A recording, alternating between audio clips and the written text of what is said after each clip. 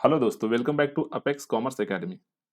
मैं हूं विकास स्मिथ और आज आप पढ़ेंगे अर्थशास्त्र क्लास 11th का वेरी वेरी इंपॉर्टेंट एमसीक्यू जो चैप्टर नंबर 1 का है। अगर आप हमारे इस चैनल पे न्यू आए हैं तो कृपया इस चैनल को सब्सक्राइब कर ले। यहाँ कॉमर्स से रिलेटेड बहुत सारे वीडियो उपलब्ध मिलेंगे जो आपके एग्जाम के लिए उपयोगी सिद्ध होगा। तो चलिए हम लोग अपनी क्वेश्चन की ओर आते हैं।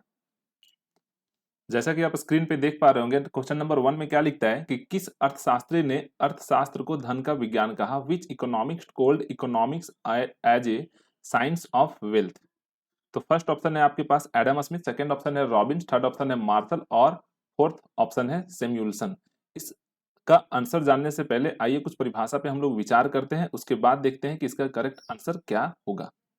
अगर हम अर्थशास्त्र की परिभाषा की बात करें तो हम देखते हैं कि इस परिभाषा को 4 भाग में बांटा गया है।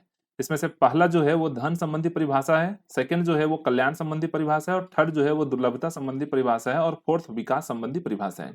धन संबंधी परिभाषा एडम स्मिथ, वाकर, सीनियर, मिल आदि के द्वारा दिया गया है। ठीक है, अभी जो हम लोग एमसीक्यू पढ़ेंगे वहां पे इससे रिलेटेड बहुत सारा क्वेश्चन मिलेगा। अगर आप इसका स्क्रीनशॉट ले पाए तो ले लें। ठीक है, चलिए अगला क्वेश्चन अगला देखते हैं। इसमें कल्याण संबंधी परिभाषा जो है वो मार्शल और पिगू और कैनन के द्वारा दिया गया है और दुर्लभता संबंधी जो परिभाषा है वो रॉबिन्स, ये विक्सटीड आदि के द्वारा दिया गया और विकास संबंधी जो परिभाषा है वो सैमुअल्सन के द्वारा दिया गया है। तो इस परिभाषा के अकॉर्डिंग हम लोग अभी अपना एमसीक्यू टिक लगाएंगे और भी कुछ कुछ आएगा जो हम यहां से देखते जाएंगे तो पता चलेगा कि हमारा करेक्ट आंसर क्या होगा। देखिए, उस परिभाषा को पढ़ने के बाद ये बात तो क्लियर हो गया होगा कि इसका जो करेक्ट आंसर है वो क्या होगा। बोलता है क्या कि किस अर्थशास्त्री ने अर्थशास्त्र को धन का विज्ञान कहा। अभी हम लोग वहां पे 5 परिभाषा देख चुके हैं। तो उस परिभाषा के अकॉर्डिंग हमको ये पता है कि ये जो स्टेटमेंट दिया हुआ है वो किसके द्वारा दिया हुआ है, तो एडम स्मिथ के द्वारा दिया हुआ है। ठीक है, तो इसका करेक्ट आंसर क्या होगा? Adam Smith. सेकंड नंबर में क्या बोलता है? राष्ट्रों के धन के स्वभाव तथा कारणों की खोज नामक पुस्तक के लेखक थे। ठीक है, तो ये जो पुस्तक लिखी हुई थी, the author of the books named an inquiry into the nature and causes of wealth of nations was, तो ये भी हमारा एडम स्मिथ के द्वारा लिखा हुआ है। ये भी हम आपको दिखा देते हैं। देखिए, यहाँ पे आप देख पा रहे होंगे लिखा है ना, एडम स्मिथ ने 1776 में प्रकाशित अपनी पुस्तक an inquiry into the nation and causes of wealth of nation में अर्थशास्त्र को धन के विज्ञान के रूप में परिभाषित किया। तो अभी जो हम लोग क्वेश्चन देख रहे थे उसका जो आंसर होगा वो भी होगा क्या? Adam Smith. देखिए, इसका आंसर आप लोगों का क्लियर हो गया होगा कि इसका क्या आंसर होने वाला है? Adam Smith.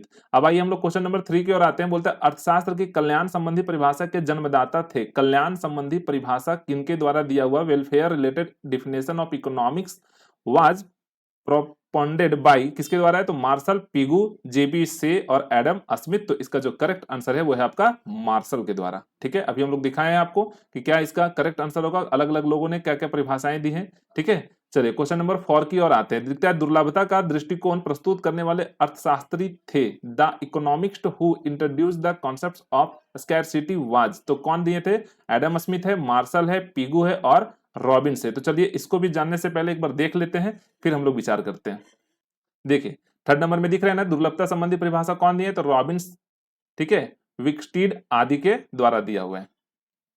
तो इसका भी आंसर आपका क्लियर हो गया होगा। ठीक है ना, अब हम लोग नेक्स्ट क्वेश्चन की ओर आते हैं। नेक्स्ट क्वेश्चन में क्या लिखा हुआ है?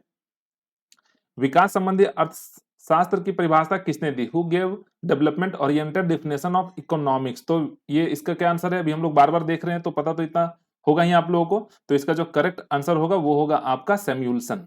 ठीक है, सैमुअल्सन के द्वारा विकास संबंधी परिभाषा दी गई थी, यानी कि डेवलपमेंट ओरिएंटेड डिफिनेशंस।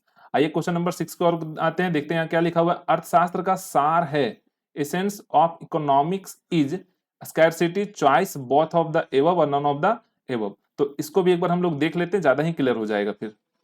देखिए, आप लोग यहाँ देख पा रहे होंगे अर्थशास्त्र का सार क्या है? दुर्लभता तथा चयन। लिखा है ना, essence of economics, scarcity and choice. तो आपको इसका आंसर मिल गया होगा। इसका आंसर क्या होगा? तो both of the above. Clear. चलिए अब आते हैं हम लोग क्वेश्चन नंबर 7 की ओर। इसमें क्या लिखता है? किस अर्थशास्त्री ने धन के स्थान पर मानव को महत्व दिया? ठीक है, which economics give preference to human against wealth. ठीक है, तो इसका जो सही आंसर होगा वो होगा आपका पिगू। ठीक है, कौन होगा? पिगू होगा। याद भी रखते जाइए आप लोग। अब क्या बोलता है? क्या सत्य है? साधन सीमित होते हैं, मीन्स आर लिमिटेड, आवश्यकताएं असीमित होती है, वांट्स आर अनलिमिटेड, और उपयुक्त में दोनों सत्य हैं और उपर्युक्त सभी असत्य हैं, ठीक है। एबव ऑल ट्रू और एबव ऑल फॉल्स। तो इसका जो करेक्ट आंसर होगा वो होगा आपका एबव बोथ ट्रू, यानी कि दोनों का दोनों सही है कि साधन क्या होता है, सीमित होता है और आवश्यकताएं क्या होती है, असीमित होती है, ठीक है। आइए क्वेश्चन नंबर 9 की ओर आते हैं। लिखता है व्हाट इज ट्रू।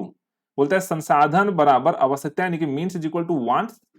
फिर बोलता है साधन इज लेस देन आवश्यकताएं, ठीक है, यानी कि मीन्स लेस देन वांट्स।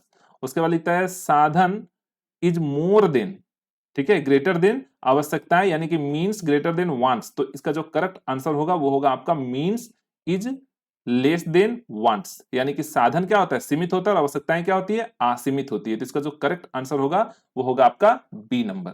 आइए देखते हैं फिर निम्नलिखित में से कौन सी आर्थिक क्रिया है which is the following is an economic activity. चलिए इसको देखने से पहले भी हम लोग कुछ देख लेते हैं बुक में क्या लिखा हुआ है, फिर उसके बाद अपने क्वेश्चन की ओर आते हैं। देखिए यहां दिख रहा है ना, आर्थिक क्रियाएं के प्रकार क्या है, तो प्रोडक्शन है, उपभोग है, एक्सचेंज है, ठीक है, और फिर ये 3 पॉइंट है ना, और भी है क्या देख लेते हैं, बस यही 3 पॉइंट है, ठीक है। अब हम लोग को क्वेश्चन में क्या पूछा था उस पे आते हैं। ये रहा क्वेश्चन, यहाँ पे क्या लिखा है, निम्नलिखित में से कौन सी आर्थिक क्रिया है। तो अभी हम लोग जस्ट देखें कि उपभोग भी है, उत्पादन भी है और विनिमय भी है, यानी कि इसका करेक्ट जो आंसर होगा वो क्या होगा, ये सभी ऑल ऑफ दिस। क्लियर। आई आर्थिक क्रिया को व्यष्टि एवं समष्टि में किसने बांटा, चलिए इसको भी पहले देख लेते हैं। देखिए ये आपके सामने स्क्रीन पे है कि रैगनर फ्रिस ने सर्वप्रथम आर्थिक क्रियाओं को व्यष्टि यानी कि माइक्रो और मैक्रो स्तर पर विभाजित किया था। तो मिल गया आपका आंसर। देखिए तो इसका करेक्ट आंसर क्या हो गया, रैगनर फ्रिस। अब बोलता है व्यक्तिगत इकाई अध्ययन किया जाता है, व्यक्तिगत इकाई अध्ययन किया जाता है, individual unit is study material of. चलिए इसको भी थोड़ा सा समझते हैं तो 2 क्वेश्चन आपको मिल जाएगा, दोनों क्वेश्चन का आंसर। देखिए क्या लिखता है, व्यष्टि अर्थशास्त्र यानी कि माइक्रो इकोनॉमिक्स। व्यष्टि अर्थशास्त्र के अंतर्गत हम छोटी या सूक्ष्म इकाइयां जैसे एक उपभोक्ता, एक फर्म, ये उद्योग आदि का अध्ययन करते हैं। मतलब जहां एक सिंगल यूनिट का अध्ययन जहां हम लोग करते हैं वो आपका माइक्रो इकोनॉमिक्स के अंतर्गत आता है, यानी कि व्यष्टि अर्थशास्त्र के अंतर्गत। और जहां संपूर्ण इकाइयों का अध्ययन करते हैं जैसे राष्ट्रीय आय, राष्ट्रीय बचत, राष्ट्रीय विनियोग, कुल रोजगार, कुल उत्पादन व सामान्य कीमत स्तर आदि का अध्ययन किया जाता है, वो किसके अंदर आता है, तो मैक्रो इकोनॉमिक्स के अंतर्गत आता है, यानी कि समष्टि अर्थशास्त्र के अंतर्गत आता है। तो आपको अपने क्वेश्चन का आंसर मिल गया होगा। चलिए देखिए ये क्वेश्चन आपसे पूछा व्यक्तिगत इकाई अध्ययन विषय है, व्यक्तिगत इकाई अध्ययन विषय है, individual unit is study material of, किसका, तो micro macro both of above और नन ऑफ दिस। तो यहां पे क्या होगा, माइक्रो इकोनॉमिक्स यानी कि व्यष्टि अर्थशास्त्र। क्लियर। अब बोलता है राष्ट्रीय आय किस शाखा में सम्मिलित है, तो किसमें होगा, माइक्रो होगा, मैक्रो होगा, बोथ ऑफ द एबव और नन ऑफ दिस। तो यहाँ पे करेक्ट आंसर होगा ये मैक्रो इकोनॉमिक्स, ठीक है, यानी कि समष्टि अर्थशास्त्र। अर्थशास्त्र उद्देश्यों के बीच तटस्थ रहता है, किसने कहा, ठीक है, ये सेंटेंस किनके द्वारा बोला हुआ है ये आपको बताना है। तो क्या लगता है किस या इसका आंसर क्या होना चाहिए, तो इसका जो करेक्ट आंसर होगा वो होगा मार्शल, ठीक है, याद रखिएगा इसका करेक्ट आंसर क्या होगा, मार्शल होगा। आइए नेक्स्ट क्वेश्चन की ओर आते हैं। अर्थशास्त्र का जनक कहा जाता है, तो ये सबको पता है कि अर्थशास्त्र का जनक किनको कहा जाता है, तो एडम स्मिथ को कहा जाता है, ठीक है, यानी कि इसका ए नंबर होगा। तो बोलता है वेल्थ ऑफ नेशन पुस्तक के लेखक कौन थे, wealth of nation is written by. अभी हम लोग इसको पहले सेकंड नंबर भी क्वेश्चन में भी देख चुके थे कि इसका जो करेक्ट आंसर है वो कौन है, तो एडम स्मिथ, एडम स्मिथ के द्वारा ही ये पुस्तक लिखी गई है। 17 नंबर क्वेश्चन देखते हैं। अर्थशास्त्र धन का विज्ञान है, यह किसका कथन है, मार्शल, एडम स्मिथ, रॉबिन्स और सैमुअल्सन। तो ये जो कथन है वो किसका कहा हुआ है, तो एडम स्मिथ के द्वारा कहा हुआ कथन है। चलिए नेक्स्ट क्वेश्चन की ओर आते हैं। नेक्स्ट क्वेश्चन में क्या लिखता है, अर्थशास्त्र सीमित साधनों का विज्ञान है, यह किसका कथन है, सैमुअल्सन का, मार्शल का, एडम स्मिथ का और रॉबिन्स का। तो यह जो कथन दिया हुआ है वो किनका कथन है, रॉबिन्स का कथन है। हम फर्स्ट में ही आप लोगों को दिखा चुके हैं, 4 परिभाषा, 4 तरह का परिभाषा दिया जिसमें से अलग अलग लोग थे, है ना। चलिए अर्थशास्त्र के कल्याण संबंधी परिभाषा किस अर्थशास्त्री द्वारा दी गई है, यानी कि which economist have given wealth oriented definitions. तो रॉबिन्स है, जेके मेहता है, मार्शल है और सैमुअल्सन है। तो इसका जो करेक्ट आंसर होगा वो होगा मार्शल, ठीक है। आइए क्वेश्चन नंबर 20 को आते हैं। बोलता है किस अर्थशास्त्री ने कल्याण संबंधी परिभाषा प्रस्तुत की थी, कल्याण संबंधी परिभाषा किस अर्थशास्त्री ने प्रस्तुत की थी, यानी कि who गेव्स the welfare oriented definition of economics? Adam Smith है, अल्फ्रेड मार्शल है, जेएम केन्स है और इरविंग फिशर है। तो इसका जो करेक्ट आंसर होगा वो होगा आपका ये अल्फ्रेड मार्शल। ठीक है, एडम स्मिथ ने 1776 में डॉट डॉट डॉट नामक पुस्तक लिखी थी। In 1776 Adam Smith wrote his book named क्या था? तो an inquiry into the nation and causes of wealth and nation. तो यही इसका करेक्ट आंसर है। देखें हम लोग फर्स्ट में ही। अब बोलते हैं अर्थशास्त्र एक वास्तविक विज्ञान है, यह किसका कथन है? पिगू का, मार्शल का, रॉबिन्स का और बेब्रिज का। तो इसका जो करेक्ट आंसर होगा वो कौन सा होगा? तो इसका करेक्ट आंसर होगा रॉबिन्स का। ठीक है, अर्थशास्त्र एक आदर्श विज्ञान है, यह किसका कथन है? अर्थशास्त्र जो है वो एक आदर्श विज्ञान है, वो किसका कथन है? Economics is a narrative science who said it. तो इसका करेक्ट आंसर होगा पिगू। ठीक है, अब बोलते हैं अर्थशास्त्र विज्ञान एवं कला दोनों है, यह किसका कथन है? एडम स्मिथ, मार्शल, रॉबिन्स और स्ट्रीगलर। ठीक है, तो इसका जो सही आंसर होगा वो होगा आपका मार्शल। फिर बोलता है अर्थशास्त्र की आधुनिक परिभाषा के को किस नाम से पुकारा जाता है? Which name is given to modern definition of economics? तो वेल्थ सेंटर्ड, ठीक है, वेलफेयर सेंटर्ड, स्कैरसिटी सेंटर्ड और ग्रोथ सेंटर्ड। तो इसका जो करेक्ट आंसर होगा वो होगा ग्रोथ सेंटर्ड। ठीक है, आइए नेक्स्ट क्वेश्चन में आते हैं। आर्थिक विकास के लक्ष्य को प्राप्त करने के लिए मुख्य समस्या साधनों के विकास एवं वृद्धि की होती है, यह किसका कथन है? To achieve the aim of economics development the main problem is the growth and development of means who said it? कौन बोला ये सेंटेंस?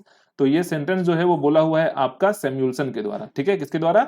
सैमुअल्सन के द्वारा। दुर्लभता का दृष्टिकोण प्रस्तुत करने वाले अर्थशास्त्री थे एडम स्मिथ, यानी कि the economist who introduced the concepts of scarcity was Adam Smith है, मार्शल है, पिगू और रॉबिन्स है। तो इसका जो करेक्ट आंसर होगा वो होगा रॉबिन्स। फिर क्या बोलता है? एडम स्मिथ के अनुसार अर्थशास्त्र डॉट डॉट डॉट का विज्ञान है। अर्थशास्त्र किसका विज्ञान है? वेल्थ का, ग्रोथ का, ये सोसाइटी का और ये वेलफेयर का। तो इसका जो करेक्ट आंसर होगा वो होगा आपका कौन सा?